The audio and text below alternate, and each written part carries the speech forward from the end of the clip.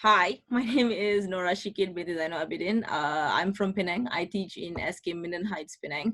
I'm a primary school teacher. I teach in a government school, so I particularly teach the younger ones, the year twos and the year threes, the 8 and the 9-year-olds. So today, my topic is going to be on project-based assessment for young learners. So for those of you who might not know, I have a platform. I have a blog and a Telegram group where I share my customized and personalized materials in ashtoteacher.com. So if you're a teacher who are teaching the lower primary or year 4, or if you're a parent with kids of that age, then you can just feel free to download anything. So this whatever that I'm going to discuss today is also available for free. And if you're a teacher, then just just go about it. All right. So if you can see here, the topic here is project-based assessment. Now, I think this is something that all of us struggle with, especially during MCO, and especially if you're teaching year 1, 2, and 3. It's very difficult, like as a teacher, to guide the younger ones, because it cannot be gadget all the time, because we do have parents who are like, why do we have to do Google Forms and quizzes all the time? Our kids are playing around so much. So I get that, like on a daily basis, like, how do we do this? So now this project-based assessment is something that we have been doing since last year. The original title is like classroom-based assessment, but since we are not in our physical classroom, so it has been changed to project-based assessment, the MCO version. All right. So this is something like if you see in the next slide, you will see that the many types of projects that have been prepared for kids in different year.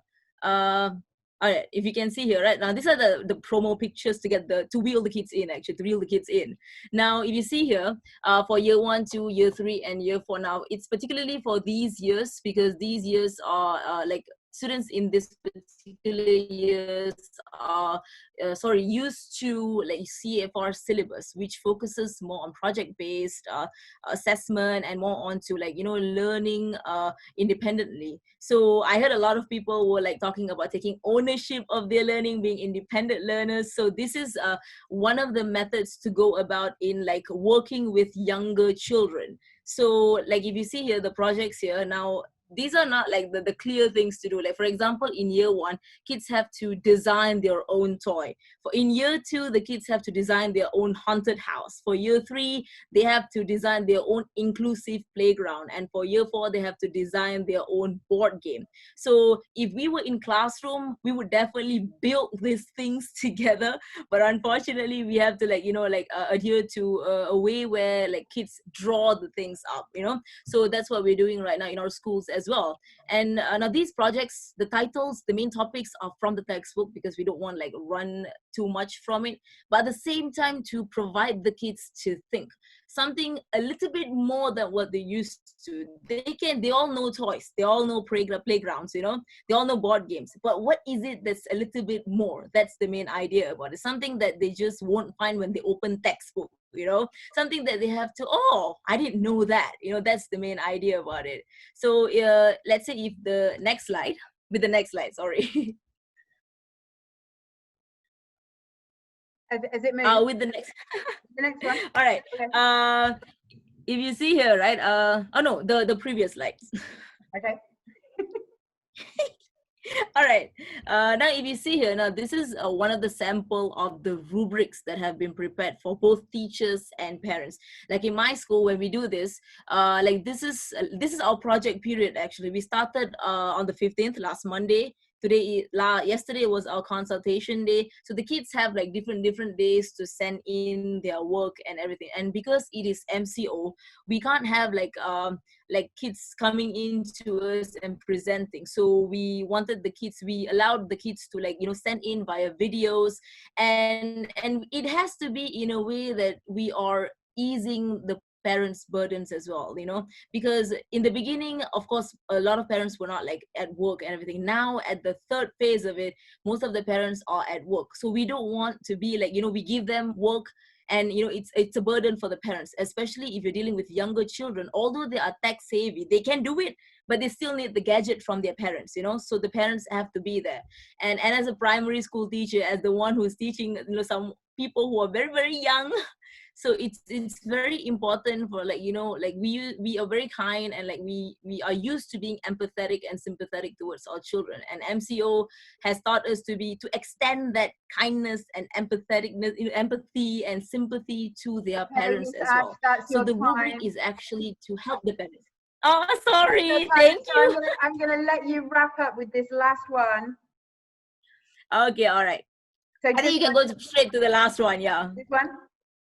Yes, okay. Now, if you can see here, these are the many platforms that we allow the children to, like, you know, the children can share however they want. Even if they can't send in a video recording, they can like plan an appointment with me, so we can do video call, or, you know, in any way that's easy for the parents to, like, you know, meet with us virtually. Absolutely. Okay, thank you very much. And it's interesting that you say that, because this word of choice has come up a lot. This idea Yes. that you want to make it easy for parents. Why is it important for you to make it easy for parents? Because I think, like, it's very different, like when you're teaching secondary students and primary students, and even in primary, if you're teaching the lower primary, it's very difficult. It's not difficult, kids understand it, but we have to make sure that the parents understand it. Like, but the very first time I gave the rubric earlier, I received like lots of comments from the parents. Oh my god, it's just so wordy and it seems so many things to do, but actually it's just few tasks. Like when you do it with the right video, explain it like, oh, it's not actually difficult, like you can go it this way or you can do it this way. So parents feel at ease when they're given options, and when you work with them, it's easier for the kids learning. Eventually we want the kids to learn. That's the main objective. I love that as a message. It's interesting you said that. I was reading a blog the other day from a parent who said, why do teachers keep asking for videos? I haven't got enough bandwidth for videos. Can they just accept an MP3 recording? Why can't they take a podcast? And you know, it doesn't matter, right? If it's a video, if it's a podcast, it's the same. It's the same thing. So trying to accommodate people, I think, is really really important. And did you have anything else to add?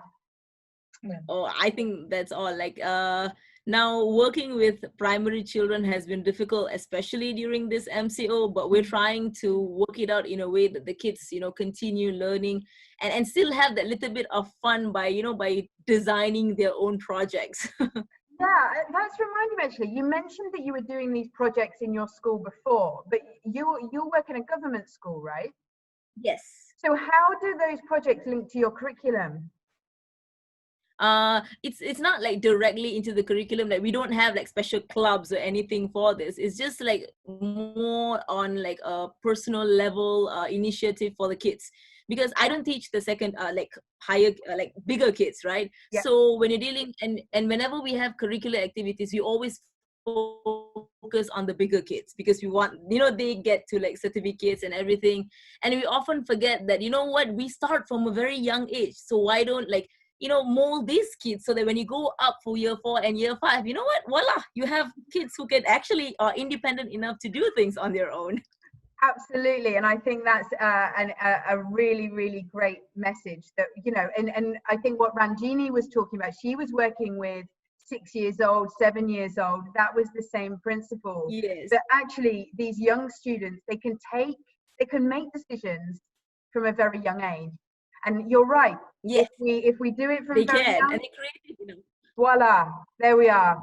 We can do it. I think can I just mention just now one of the comments was we need to change the teachers' mindset, and teachers sometimes feel that their children are a little too young to start. So I think this is very inspiring, and I think that if more teachers listen to that, they go, oh, you know, you mean a year 1 student can do something like that? Okay, then maybe I should try it with my year 4 or year 5. So thank you very much for that. Thank you. Yes, thank you very much. All right.